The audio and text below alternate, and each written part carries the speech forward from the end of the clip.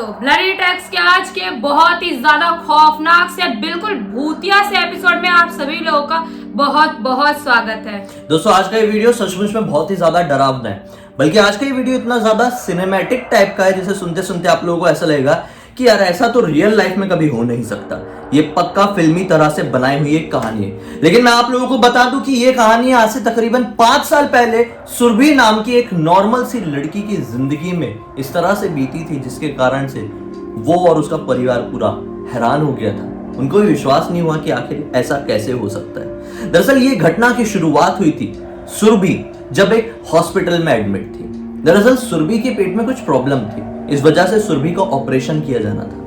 ये हॉस्पिटल में एडमिशन तो लेती है, मतलब एंट्री तो लेती है, नॉर्मल तरह से ऑपरेशन होता है। लेकिन ऑपरेशन की एग्जैक्टली सेम डे वाली रात को कुछ ऐसा बीतता है जिसकी वजह से सुरभि की आने वाली जिंदगी पूरी तरह से हिल जाती है। ध्यान से सुनिए, बहुत ही ज्यादा खौफनाक कहानी है। ये कहानी में एक बहुत ही बड़ा मैसेज छुपा हुआ है, ठीक है। तो सुरभि क्या करती है, अचानक से सुरभि को लगती है भूख। अब क्या होता है ना कि जब कोई बड़ा हॉस्पिटल रहता है तो किसी के भी पेरेंट्स को या रिलेटिव्स को आसपास रहने नहीं दिया जाता है ज्यादा। मतलब रात में अगर भाई सोना है पेरेंट्स को या रिलेटिव को तो आप अपने अपने घर पे जाइए, पेशेंट जो है वो अपने हॉस्पिटल में रहेगा, अपने रूम में रहेगा। तो ऐसे सुरभि के साथ भी होता है। आज सुबह ही सुरभि का ऑपरेशन हुआ था। रात के टाइम लगभग 10 बजे के आसपास सुरभि को भूख लगती है। नर्स आती है, सुरभि को चाय टोस्ट खिलाती है और चली जाती है। सुरभि के पेट में हल्का हल्का दर्द बना हुआ था क्योंकि ऑपरेशन हुआ था। जो भी प्रॉब्लम रही होगी वो प्रॉब्लम तो ठीक हो गई थी, लेकिन ऑपरेशन का दर्द तो बना ही रहेगा। अब सुरभि सोचती है कि सो जाना बेटर है क्योंकि दर्द थोड़ा बढ़ ना जाए। तो सुरभि चाय टोस्ट खा के सोने को चली जाती है। अब अचानक से सुरभि को फील होता है कि बहुत जोर से बेड वाइब्रेट हुआ। उसको समझ में नहीं आया कि इतनी झटके से बेड कैसे हिला। सुरभि की इस टाइम नींद लग चुकी थी। इस बेड के हिलने की वजह से सुरभि की नींद खुल जाती है। अब सुरभि घबरा कर इधर उधर देखती है तो ये समझ पाती है कि जब मैं सोई थी तब तो थोड़ी हलचल थी हॉस्पिटल में, अभी थोड़ा वक्त बीत चुका है, यानी शायद 1-2 घंटे क्रॉस हो चुके हैं। सुरभि पास में ही लगी हुई घड़ी को देखती है तो क्या पाती, तो रात में 12:30 बजे का टाइम हो रहा है। अचानक से सुरभि ये नोटिस करती है कि उसके सामने वाले बेड में जो आदमी था, एडमिट था, उसको ऑपरेशन थिएटर की तरफ बड़ी हड़बड़ी में ले जाया जा रहा है। लोग बहुत घबराए हुए दिख रहे थे। ये सारा मंजर देख के अब सुरभि भी बहुत ज्यादा घबरा गई थी, क्योंकि सुरभि ने ये सब कुछ अपनी लाइफ में नहीं देखी थी कि किसी की इतनी ज्यादा सीरियस तबीयत खराब होना, ऐसा कुछ होना। सुरभि बहुत ज्यादा डरी थी, ये सारी चीजें नोटिस कर रही थी कि अचानक से वो नोटिस करती है कि मेरे हाथ में हल्का सा दर्द है। वो हाथ की तरफ देखती है तो बिल्कुल शॉक में चली जाती है, क्योंकि जो बॉटल की जो वो लगी हुई थी ना वायर, जो भी बोलते हैं, उसमें वो देखती है कि उसका खून जो है वो ऊपर की तरफ बॉटल में जा रहा है। वो बिल्कुल देख के हक्की बक्की रह गई। बॉटल को देखी तो बॉटल उसके खून से भरती जा रही है। वो घबरा गई, वो अपने शरीर को ज्यादा हिला नहीं पा रही थी। दर्द अब उसके हाथ में और पेट में बढ़ता जा रहा था। वो घबराहट से थोड़ा उठने की कोशिश करती है और पास में लगी हुई एक बेल को बजाती है, जिसे सुनकर नर्स भागी भागी वहां पर आती है। और नर्स जैसी देखती है तुरंत उसकी जो बॉटल है, वो जो स्लाइन है, वो निकालती है और उसको चेंज करती है। ऐसा होता है कि अगर बॉटल खत्म हो जाती है और नहीं लगाया जाए या बंद नहीं किया जाए तो ब्लड वापस जाना चालू हो जाता है। तो शायद सुरभि के साथ वही हो रहा था। ये बात मुझे मालूम नहीं थी, जिया ने मुझे बताई शायद ऐसा होता है। तो अब नर्स ने बोली कि थैंक गॉड आपकी सही समय पर नींद खुल गई थी। यहाँ पर सुरभि सोच में चली जाती है कि मैं तो अपने आप उठी नहीं, बेड अपने आप हिला था और इसलिए मैं उठी थी। अब सुरभि इसी सोच के साथ वापस से सो जाती, सोचती चलो अभी सब कुछ ठीक है। अब सुरभि की सुबह नींद खुलती है तो ये पाती है कि पेरेंट्स आए हुए हैं। वो सबसे पहले यही बात डिस्कस करती है, बोलती है कि पापा मैं आपसे कुछ बताने की कोशिश कर रही हूँ, मैं आपको कुछ बताना चाहती हूँ। पापा बोलते हैं वो सब तो ठीक है, पहले ये बताओ कि जो तुम्हारा बेड है ये थोड़ा टेढ़ा क्यों है और थोड़ा दूर क्यों हो गया खिसक के। सुरभि हैरान हो जाती है। सुरभि बोलती है हाँ पापा मैं यही बताना चाह रही थी कि रात में जब मैं 12:30 बजे के आसपास सो रही थी तो बेड जो है बहुत जोर से हिला था, जिसकी वजह से मेरी नींद खुली थी और जिसकी वजह से हल्का सा दर्द भी हुआ था मुझे पेट में। वो समझ नहीं पाए और ना ही घर वाले समझ पाए, लेकिन ये लोग इतना समझ गए लकीली ये कुछ हुआ है। शायद भगवान उनके साथ था या फिर कोई एक ऐसी एनर्जी जो नहीं चाहती थी कि सुरभि को किसी भी तरह का कोई नुकसान पहुंचे। अब ये तो पॉजिटिव चीज थी ना, तो सुरभि को ज्यादा घबराने की जरूरत नहीं थी। उल्टा सुरभि खुश हो गई कि मुझे मेरा कोई गार्डियन एंजल है। लेकिन इसकी सोच कुछ समय बाद बदलती है। अब कुछ टाइम बाद सुरभि को इंजीनियरिंग में लेटरल एंट्री मिल जाती है। दरअसल इसको कहते हैं डायरेक्टली सेकेंड ईयर में एडमिशन मिलना। एक डिप्लोमा कर लिए होते हैं और उस डिप्लोमा की वजह से डायरेक्टली फर्स्ट ईयर में नहीं सेकेंड ईयर में एडमिशन मिलता है बीटेक में। तो सुरभि जिस हॉस्टल में रहने जाती है, ये हॉस्टल का जो बेसमेंट था ये बड़ा ही हॉन्टेड था भाई। यहाँ के लोग अक्सर ये बातें किया करते थे कि कई बार इन्होंने इस बेसमेंट में एक सफेद या काले कपड़े वाली औरतों को देखा है जो कि बहुत ज्यादा डरावनी दिखती है और लोगों को नुकसान पहुंचाने की कोशिश करती है। जो भी इन्हें देखता है उनकी बहुत बुरी तरह से तबीयत खराब हो जाती है और कुछ दिन बाद उनकी डेथ हो जाती है। ये बात सुरभि सुनकर बहुत ज्यादा घबरा जाती है क्योंकि सुरभि को जो हॉस्टल में रूम अलॉट हुआ था वो भी बेसमेंट में ही था, बेसमेंट से पूरा लगा हुआ था। अब क्या होता है, सुरभि की जान में जान कब आती है तब उसे ये पता चलता है कि इस रूम में 3 लड़कियां और हैं। मतलब कि 2 लड़कियां जो एमबीए कर रही थी, एक लड़की जो जूनियर सुरभि की जो बीटेक में ही फर्स्ट ईयर में थी। अब एग्जैक्टली इनके बाजू में एक और रूम था जिस रूम में केवल एक ही लड़की रहती थी और वो रूम किसी को अलॉट नहीं हुआ था कह लो, या फिर वहां पे कोई रहना नहीं चाहा था, या फिर किसी ने चेंज करा दिया था। अब जिस दिन सुरभि इस हॉस्टल के इस रूम में रहने के लिए जाती है, एग्जैक्टली उसके 3 दिन बाद सुरभि रात में पढ़ाई करके अपनी एक रूममेट, अपनी एक क्लासमेट के कमरे से बाहर निकल के अपने कमरे में पहुंचती है। और जैसे वो अपने कमरे में जाती है तो उसके कमरे की जो उसकी जूनियर लड़की थी वो अपनी फ्रेंड के पास पढ़ाई करने के लिए दूसरे रूम में जाती है।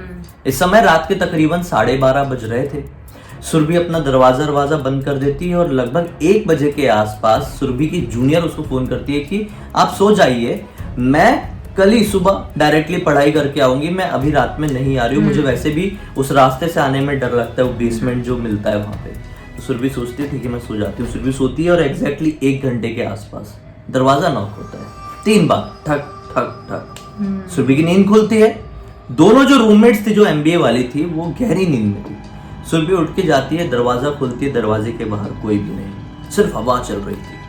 सुरभि दरवाजा बंद करती है, वापस लेटने आती है। एग्जैक्टली 5 मिनट बाद फिर से 3 बार ठक ठक ठक। सुरभि इस बार घबराई, सोची कोई मजाक कर रहा है क्या।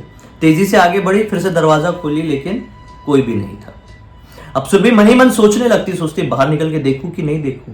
लोग बाहर के बारे में कुछ अजीब सी बातें करते हैं, छोड़ो नहीं देखती। वापस से दरवाजा बंद करती है और लेटने के लिए आती है। एग्जैक्टली 2 मिनट बाद फिर से ठक ठक ठक। लेकिन इस बार 3 बार नॉक नहीं था, इस बार 5-6 बार नॉक होता है। मतलब लगातार नॉक नॉक नॉक ऐसा होता ही रहता है। सुरभि की हिम्मत नहीं होती है कि खोल लूं हम दरवाजा, लेकिन ये नॉक फिर से होता है, फिर से होता है। अब सुरभि सोचती है कि शायद इस बार कोई है।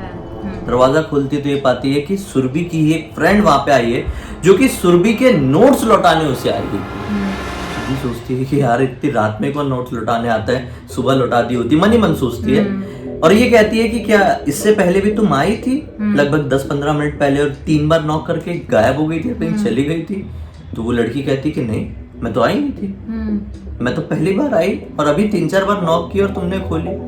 तो सुरभि सुनकर बिल्कुल डर जाती है और ज्यादा कुछ नहीं कहती है और दरवाजा बंद कर देती है। अब ये सारी बातें वो अगले दिन उठ के सोचती है कि यार इन बातों को सीरियस लेना पड़ेगा और किसी से डिस्कस करना पड़ेगा। जो उसकी एक रूममेट थी जो एमबीए कर रही थी, जो थोड़ी क्लोज हो गई थी उससे ये सारी बातें बता देती है। वो रूममेट भी इस बातों को हल्के में नहीं लेती क्योंकि सबको मालूम था वो बेसमेंट के बारे में। सोचते हैं कि अगर सुरभि के ऊपर कुछ प्रॉब्लम होगी तो हमें भी हो सकती है।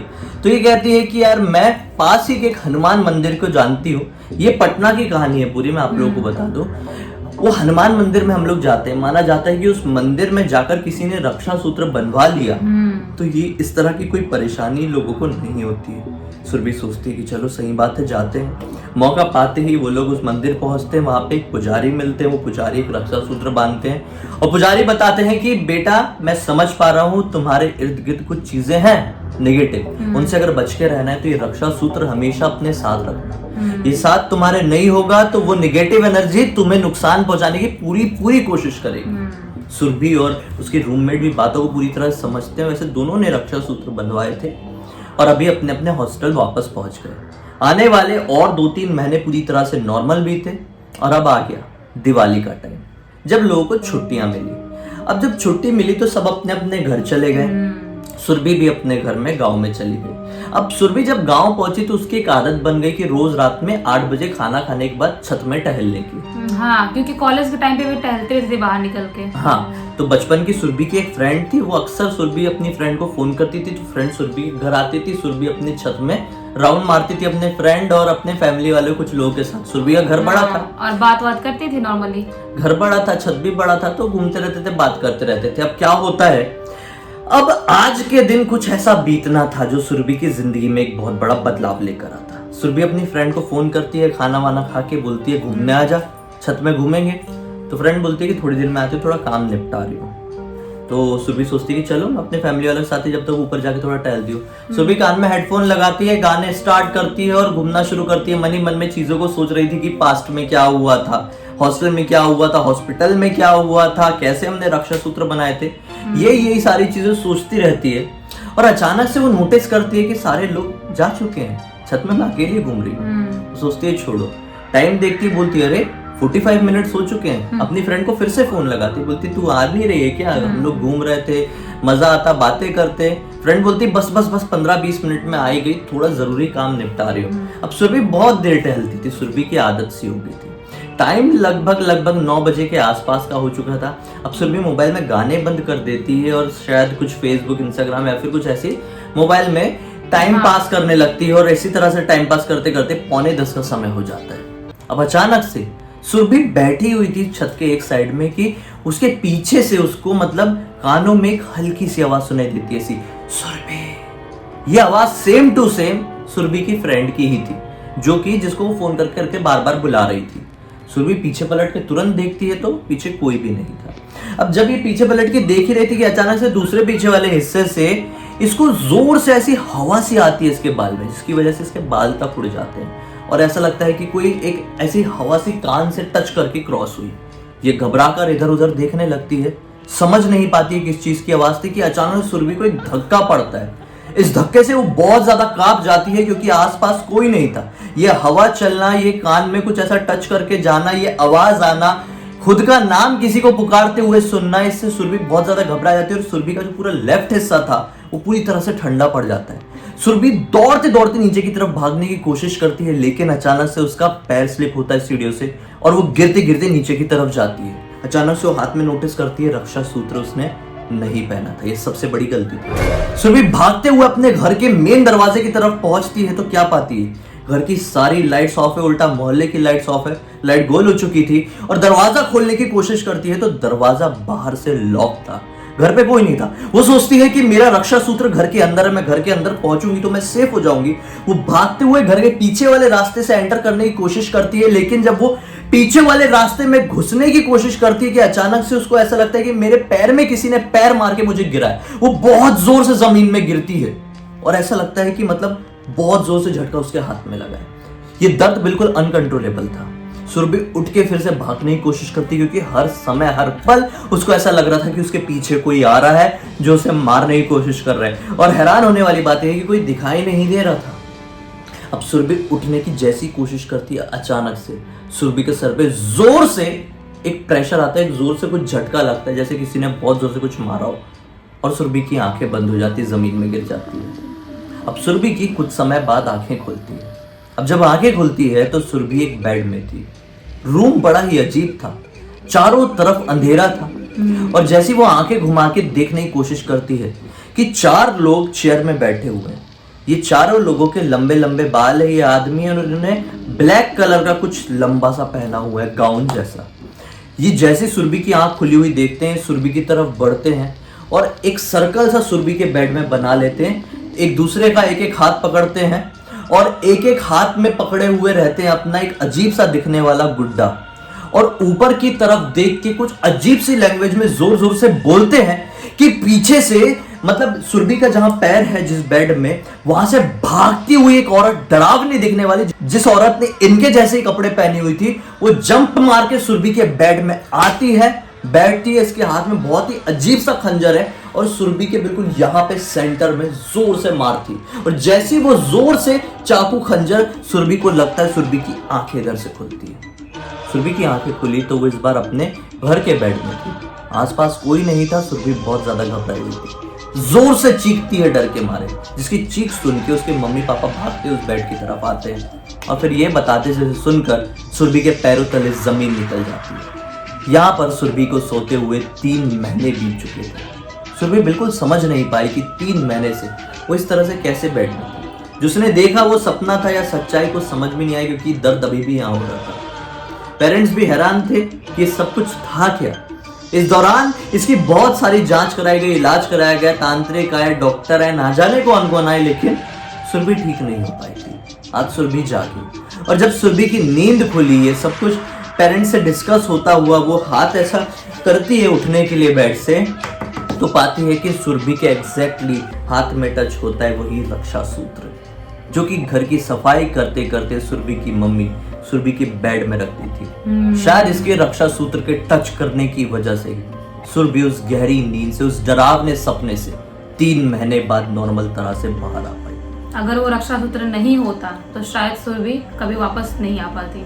ये ऐसा कुछ हुआ जिसे ना ही सुरभि ना ही उसके परिवार वाले बिल्कुल भी समझ पाए, लेकिन एक चीज समझ गए कि भगवान तो होते हैं भाई। नेगेटिव एनर्जीज से लड़ने की शक्ति केवल भगवान से ही मिल सकती है। अगर उसके ऊपर अटूट विश्वास है तो इस तरह की एनर्जीज कुछ नहीं बिगाड़ सकती। इस वाकया को आज 5 साल बीत चुके हैं और सुरभि की जिंदगी में कुछ भी ऐसा नहीं बीता है, क्योंकि इन पूरे 5 सालों में 1 सेकंड के लिए भी सुरभि ने वो रक्षा सूत्र अपने हाथ से उतरने नहीं दिया। वो रक्षा सूत्र मानो सुरभि के शरीर का एक अंग हो चुका है और लकीली आज सुरभि के लाइफ में सब कुछ ठीक है और सब कुछ अच्छा चल रहा है। इसी तरह से हम उम्मीद करेंगे कि आगे भी सब कुछ ठीक रहे और आपको ये वीडियो जरूर अच्छा लगे। ये वीडियो अच्छा लगा है तो इस वीडियो को लाइक जरूर कर देना, चैनल को सब्सक्राइब करके बेल आइकन दबा के ऑल के ऑप्शन में क्लिक करना, क्योंकि इसी तरह के हैरान कर देने वाले खौफनाक वीडियोस आप लोगों के सामने लेके आते रहते हैं। इन सब के लिंक इस वीडियो के डिस्क्रिप्शन बॉक्स में क्लिक करके डायरेक्टली वहां पर पहुंच जाना। चलिए कल फिर से मिलते हैं, तब तक के लिए बहुत बहुत धन्यवाद। आपका दिन शुभ हो।